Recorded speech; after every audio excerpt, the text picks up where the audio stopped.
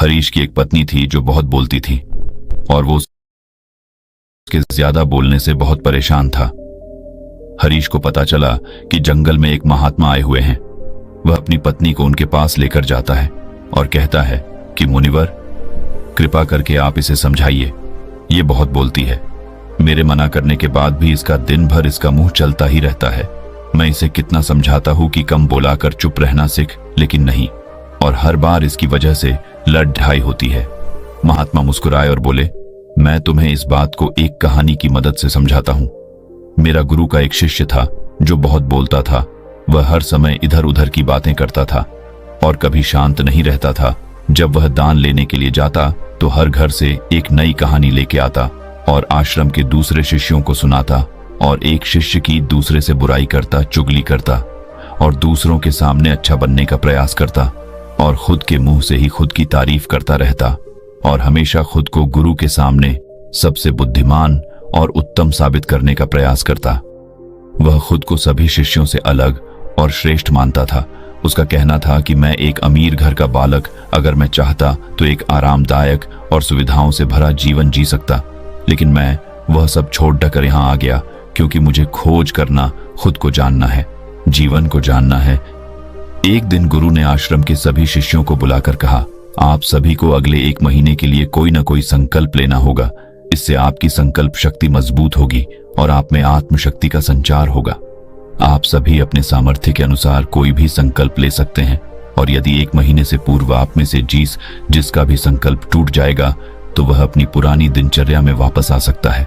सभी शिष्यों ने अपनी शक्ति के अनुसार संकल्प लिए और गुरु को अपने अपने संकल्प के बारे में बताकर वहां से चले गए। लेकिन वह शिष्य जो खुद को सबसे अलग दिखाना चाहता था, वह सीधे गुरु की कुटिया में पहुंच गया और बोला, मैं कोई छोटा मोटा संकल्प नहीं लेना चाहता, बल्कि खुद की ही जैसे एक और महान संकल्प लेना चाहता हूं। कृपया आप ही बताएं मुझे क्या संकल्प लेना चाहिए। उसकी यह बात सुनकर गुरु मुस्कुराए बोले, क्या तुम मेरे द्वारा दिए गए संकल्प को पूरा कर पाओगे? क्या तुम्हारे लिए उसे पूरा करना संभव होगा? शायद नहीं, वह तुम्हारे लिए संभव नहीं। तुम उसे पूरा नहीं कर पाओगे, इसीलिए तुम खुद ही कोई संकल्प ढूंढो। शिष्य ने कहा, नहीं गुरुदेव, आप जो भी संकल्प मुझे देंगे मैं जरूर उसे पूरा करूं। गुरु ने कहा, ठीक है, तो तुम अगले 1 महीने तक चुप रहो, मुंह से एक शब्द भी नहीं निकालोगे, यही है तुम्हारा संकल्प। शिष्य ने कहा, गुरुदेव, यह भी कोई संकल्प है? यह तो बहुत ही आसान है। आप कोई संकल्प दीजिए जो मेरी योग्यता के बराबर हो। गुरु ने कहा, पहले तो तुम इस संकल्प को तो पूरा करके दिखाओ।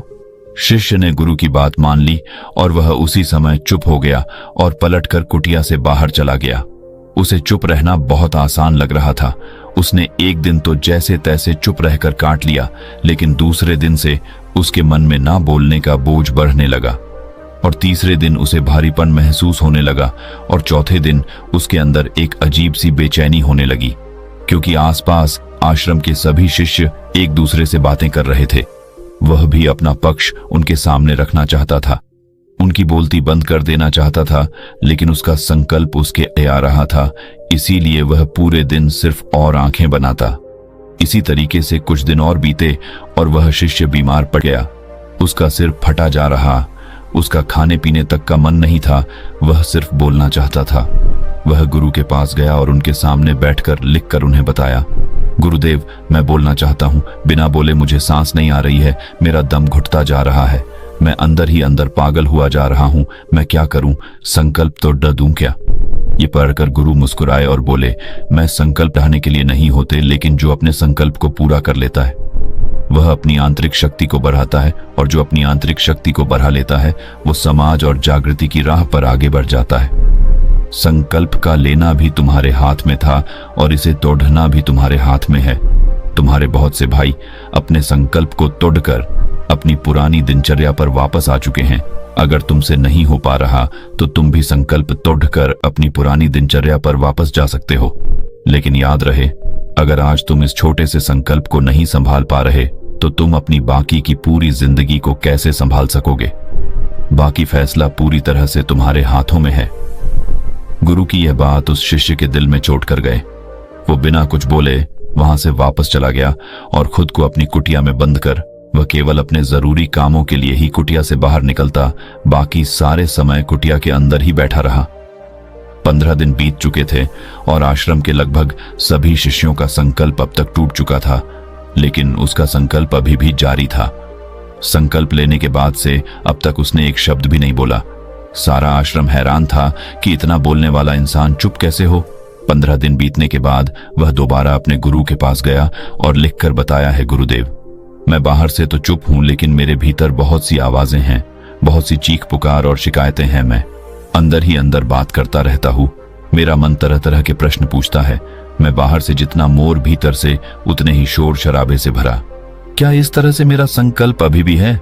गुरु ने कहा, हाँ, तुम्हारा संकल्प अभी भी जारी है, लेकिन जब तक लोगों की ये आवाजें तुम्हारे कानों में पती रही, तुम्हारा मन बोलता रहेगा, क्योंकि इसे तो आदत है।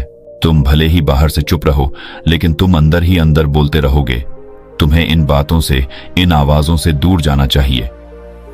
शिष्य गुरु को प्रणाम कर वहां से चला जाता है और सुबह होते ही अपनी कुटिया छोड़ जंगल की तरफ चला जाता है।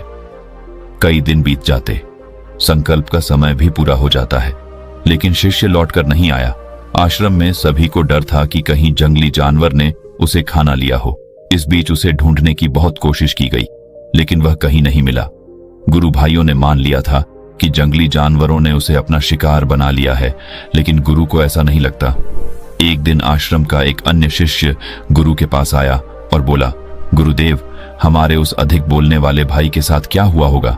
क्या जानवर ने उसे मार दिया होगा? गुरु ने कहा, हो सकता है कि जानवरों ने उसे अपना शिकार बना लिया हो, लेकिन उसके न लौटने की एक दूसरी वजह भी हो सकती है। शायद उसे वह मिल गया है जिसके लिए वह गया था। फिर शिष्य ने पूछा, गुरुदेव, क्या ज्यादा बोलना इतना हानिकारक होता है? गुरु ने बोला, कहा, इंसान के जीवन के बहुत सारे दुखों में से एक दुख यह भी है कि वह कभी चुप नहीं रह सकता, हमेशा कुछ ना कुछ बोलता ही रहता है। हम में से कोई भी चुप नहीं रहना चाहता, हम बस सामने वाले को सुना देना चाहते हैं। जो भी हमारे मन में है सब निकालकर उसके मन में बैठा देना चाहते हैं, उसे समझा देना चाहते हैं कि देख, तू गलत है और मैं सही। इस तरीके से सुनने और सुनाने का यह काम जिंदगी भर चलता रहता है, लेकिन इस नासमझी में हम अपना समय, अपना जीवन, अपनी समझ और सबसे महत्वपूर्ण अवकीमती पल जो जिए जा सकते हैं, जिनको अनुभव किया जा सकता है, जिनमें आनंद को प्राप्त किया जा सकता है, यह सब खो देते हैं। लेकिन इसके बदले हमें मिलता क्या है? कुछ नहीं, सब व्यर्थ और बर्बाद हो जाता है। शिष्य ने पूछा, तो फिर इसका समाधान क्या है? गुरु ने कहा, पूरी जागरूकता के साथ अपने विचारों को देखना, यही एकमात्र तरीका है। सारी मानसिक समस्याओं का वर्तमान में रहकर चिंतन करना, पूरी जागरूकता के साथ अपना काम करना जिंदगी में चमत्कारिक बदलाव ला देता है। उसके बाद वह शिष्य गुरु से अपने प्रश्नों का उत्तर पाकर उनको प्रणाम करके वहां से चला गया। उस शिष्य को आश्रम छोड़ ढकर गए 3 महीने का समय बीत चुका था, लेकिन उसकी कोई खबर नहीं। अब तक तो सभी गुरु भाइयों ने भी उसके वापस लौटने की उम्मीद छोड़ी, लेकिन एक दिन वह आश्रम लौट आता है। लेकिन अब वह नहीं था जो यहां से गया था, वह कुछ और ही बनकर वापस आया था। उसके अंदर एक गजब का बदलाव महसूस किया जा सकता था। उसके चेहरे पर एक गजब का ठहराव और आंखों में बनी शांति थी। आश्रम में आते ही सभी गुरु भाइयों ने उसे चारों तरफ से घेर लिया और बातें करने लग गए। वह भी अपने गुरु भाइयों से बातें करने लगा। उससे बात करने वाले सभी ने यह अनुभव किया कि अब वह पहले जैसा उतावला और बातूनी नहीं रह गया था। उसके मुंह से एक एक शब्द बहुत ही सुलझे हुए और मधुरता के साथ निकल रहे थे। थोड़ी देर तक गुरु भाइयों से बात करने के बाद वह सीधा गुरु की तरफ चला गया। उसने गुरु के चरण छुए और कहा, गुरुदेव, क्या मैं अब भी मौन हूं? क्या अब भी मेरा संकल्प जारी है? गुरु ने कुछ देर तक शिष्य की आंखों में बड़े ध्यान से देखा और कहा, हां, तुम अब भी मौन हो।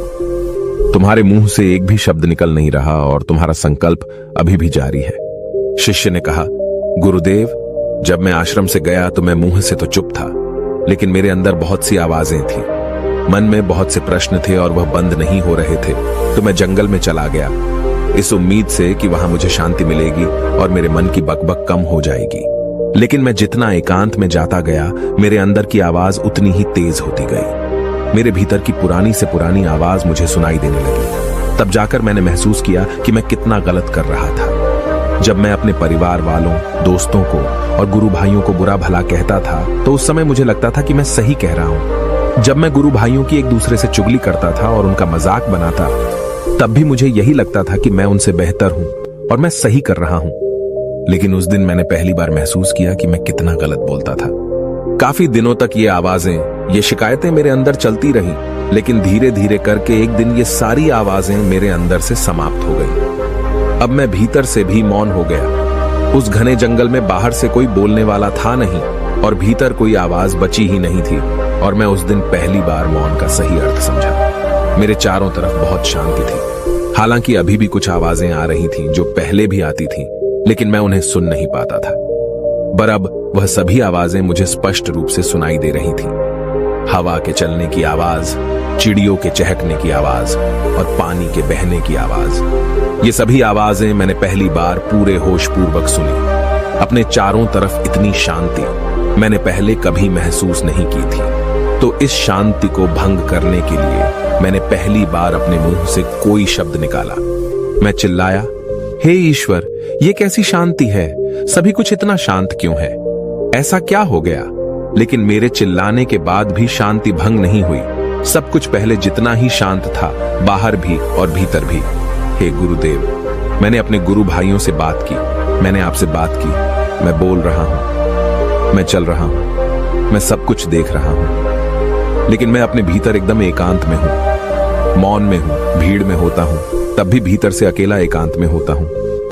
जब मैं खुद में भी शोर करना चाहता हूं, तब भी एकांत में ही होता हूं। अब सब दिखाई पड़ने लगा है, सब सुनाई पड़ने लगा है। गुरु ने कहा, जब तक हम बाहर की तरफ बोलते रहेंगे, भीतर अशांति ही रहेगी। लेकिन जिस दिन हम भीतर की तरफ मुड़ जाएंगे, तब हमारे मुंह से कुछ भी निकलेगा, हम शांत ही रहेंगे। दुनिया में जितनी भी बुराइयां हैं, ज्यादातर हमारे बोलने से ही उत्पन्न होती है, क्योंकि हम चुप रहना नहीं चाहते। हम जितनी जरूरत है उससे कहीं ज्यादा बोलते हैं। हम सामने वाले को सुनना नहीं चाहते, बल्कि उसकी बोलती बंद कर देना चाहते हैं। उसे समझा देना चाहते हैं कि मैं कौन हूं, मैं क्या कर सकता हूं, और यही हमारी जिंदगी का मकसद बनकर रह जाता है। हमारी सारी ऊर्जा व्यर्थ के बोलने में बर्बाद होती रहती है। ऐसे ही समाज में लोगों का जीवन दुखों से भर जाता है, जो हमेशा एक दूसरे को सुनाने में लगे रहते हैं। कभी एक दूसरे को सुनना नहीं चाहते, समझना नहीं चाहते, और चुप रहना तो उन्होंने कभी सीखा ही नहीं, क्योंकि चुप रहना उन्हें छोटा महसूस करवाता है। दुनिया की सभी लड़ाइयों का कारण हमारा बोलना ही है। इसलिए हमें सिर्फ उतना ही बोलना चाहिए जितना जरूरी हो, क्योंकि व्यर्थ का बोलना ऊर्जा को नष्ट करना है, और यह बोलना ही हमें कभी अपने भीतर की ओर लौटने नहीं देता, क्योंकि यह हमें बाहर की ओर खींच कर रखता है, और बाहर है ही क्या इस संसार के अलावा। लेकिन अगर अपने भीतर के संसार की ओर मोड़ना है, तो इस मुंह को बंद ही रखना चाहिए। इसीलिए जितने भी बुद्ध हुए, आत्मज्ञानी हुए, वह सभी एकांत की ओर भागे, ताकि उन्हें ज्यादा न बोलना पड़े, ज्यादा सुनना न पड़े। वह एकांत में रहे और शांत रहे, इसीलिए आसानी से भीतर की यात्रा कर पाए। लेकिन अगर कोई चाहे तो इस संसार में रहकर भी एकांत में रह सकता है, शांत रह सकता है, लेकिन इसके लिए उन्हें अपनी ऊर्जा बचानी होगी, जिसे वह अब तक अपने व्यर्थ के शब्दों में बर्बाद कर रहे थे। दोस्तों, इस कहानी की सीख यही है कि व्यर्थ का बोलना ऊर्जा को नष्ट करना है।